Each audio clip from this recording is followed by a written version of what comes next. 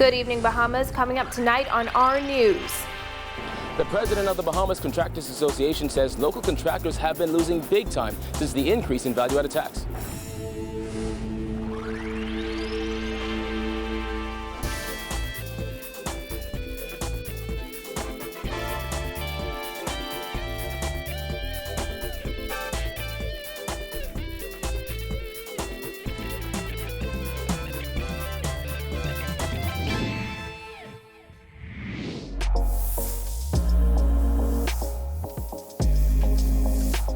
Our news is brought to you by Alive.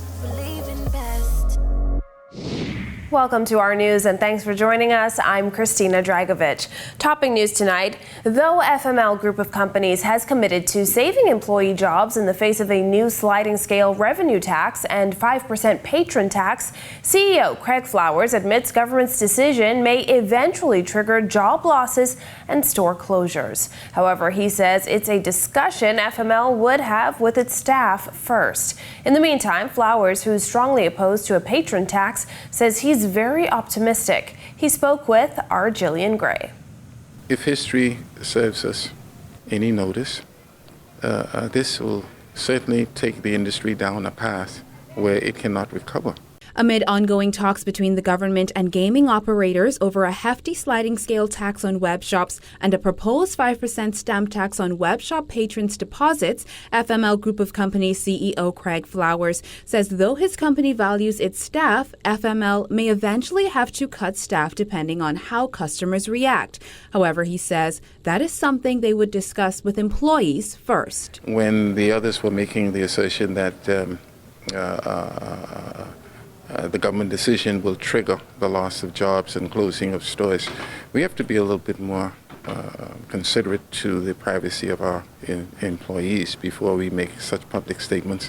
We may end up there as well, but that would be discussed first with our employees. 3 gaming operators have announced layoffs as a result of the new tax. However, Island Luck CEO Sebas Bastien has revealed his company would hold off on firing up to 350 employees until the completion of a study. Though Flowers called the sliding scale tax hefty, the web shop boss is more concerned about government's move to tax patrons 5%, something he says is unprecedented and potentially devastating. The whole industry is all about the patrons. If there are no players in the game, there is no industry. And if you disrupt the players, the patrons, then you disrupt the industry. The ripple effect of taking away 1/3, and I'm predicting this just hypothetically, that taking away 1/3 of the industry revenue will be devastating. Bastien told the Nassau Guardian that web shops have been instructed not to collect the patron tax because the implementation date has been postponed to August. However, Flowers says whenever the stamp tax takes effect, the gaming industry could be short-lived. So I'm concerned with the death of the industry if there are not some consideration to inject funds back into the industry, something on behalf of the government to grow the industry. Everything the government have said and done thus far is to take away. And that bothers me. Labor Minister Dion Folks was scheduled to meet with the CEO of the Bahamas Gaming Operators Association today.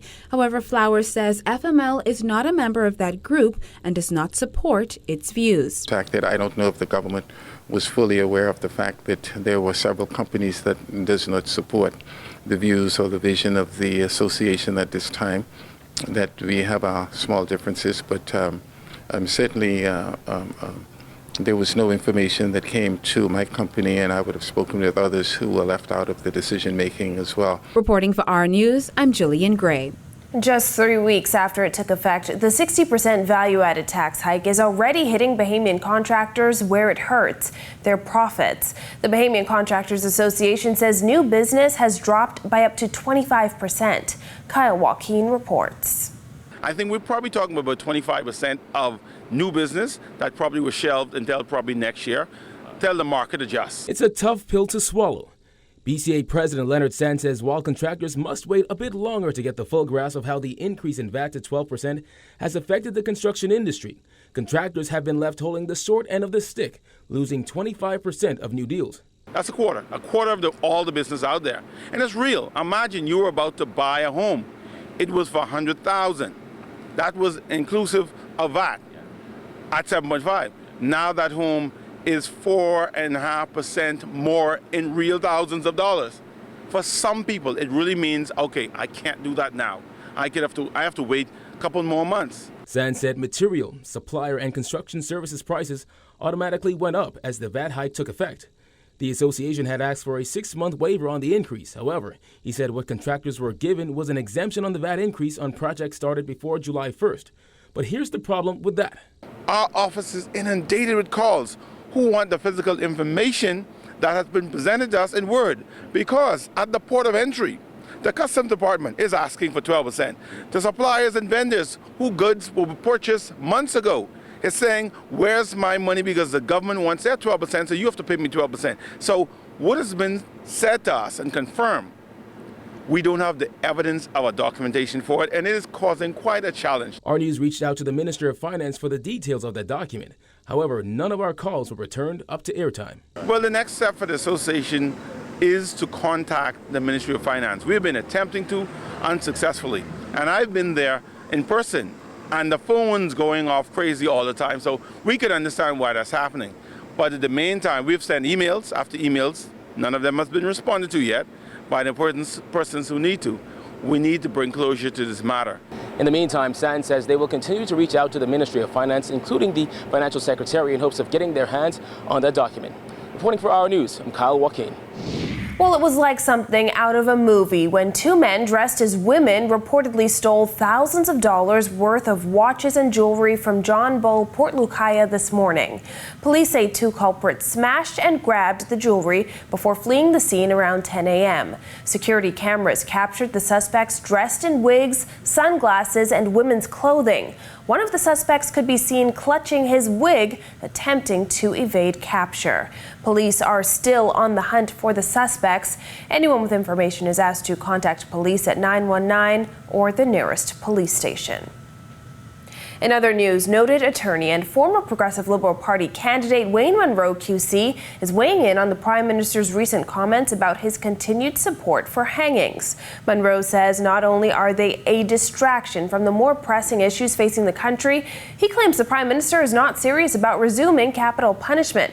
Jasmine Brown has that. Munro did not hold back as he insisted the Prime Minister is simply not serious when it comes to carrying out capital punishment. I do not believe he is serious. I will not believe he is serious, or anybody is serious about it, until they engage sensibly. Munro was responding to comments made by the Prime Minister, who on Sunday reiterated to reporters his support for the resumption of hangings in the Bahamas. However, Minnis also insisted that he was bound by the laws and added that the matter will be discussed with his cabinet. Last December, the Prime Minister's press secretary, Anthony Ace Newbold, indicated that capital punishment was not a priority issue for the government. Munro says the fact that the topic is suddenly back in the national spotlight proves that it is nothing more than a distraction. When you are doing nonsense, and people get a hold of you doing nonsense, it's often in your interest to try and deflect and change the subject matter. And so you change it over all kind of bizarre things. Oh, you have a dirty tricks game, all sorts of foolishness to try and get people's attention off the fact that you have injured this country's economy grievously in your budget. Meantime, there has been no hanging in the Bahamas since January 2000. The Privy Council's standard is that the death penalty should be reserved for the worst of the worst. Some have called for the Bahamas to remove the Privy Council as the highest court of the land, but Munro says that will not solve the issue. Recently, at the end of June, the CCJ has struck down the mandatory imposition of the death penalty. The Privy Council came about it from American cases. So in America, it's not automatic, but they still manage to execute people. And I have said, and I will say again, and I've been saying it from the time that the mandatory death penalty went, we simply need to give the decision to the jury. And if he is serious about it, he will pass a law not to change the court, because you'll change it to somebody who's still going to rule sensibly. You have to change it to give the decision to the jury. Reporting for our news, I'm Jasmine Brown. Well, a new segment is making its way onto our news. Mommy Mondays will cater to moms-to-be and post-pregnancy women, including diets and exercises. Giorgio Bain kicks off this week at Energy Fitness Bahamas. So moms-to-be, I know it isn't easy. Baby wants to eat a little pizza, maybe some ice cream, but we have to do our best to keep these bodies fit. So today is going to be the first segment of Mommy Mondays. We're going to go inside to Energy Fitness Bahamas and meet our trainers for today. Let's go. So everyone, this is Regina Smith and this is Antonio Weech, and they're going to be kicking our butts today. Stay tuned.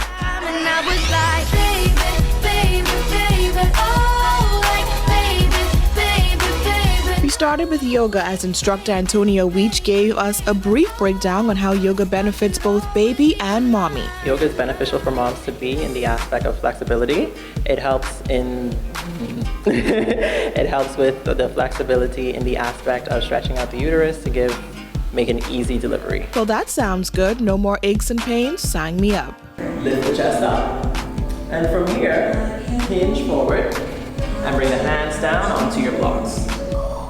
There you go. Alright, and you can slide the blocks underneath the shoulders. Okay. How's that? That's a little better. Okay. Now press into the big toe side of your front foot, the outer edge of the back, and straighten up both legs as straight as they can go. Ooh. There you go. What's that? That's hamstrings. And the back of the knee opening up. There you go. Press the heels out. Stretch the back of the legs. Believe it or not, there was more. And then it was time for Pilates. The way that Pilates benefits moms-to-be is that it prevents weight gain during pregnancy. It also keeps you in shape so that labor is a little bit more bearable. And then as soon as you have the baby, you can easily transition into fitness again and getting more active. It also is valuable in prevention of gestational diabetes. And with that, we jumped right in, starting off with leg and pelvic stretches. So just tiny presses down for 1, pulse 2, pulse 3, straight ahead, and 5, and 6, and 7, sit up tall, 8, and this is 9, and 10, and finish. Then we move to those chest muscles, preparing for the many months of holding baby. Down, yes, let it go.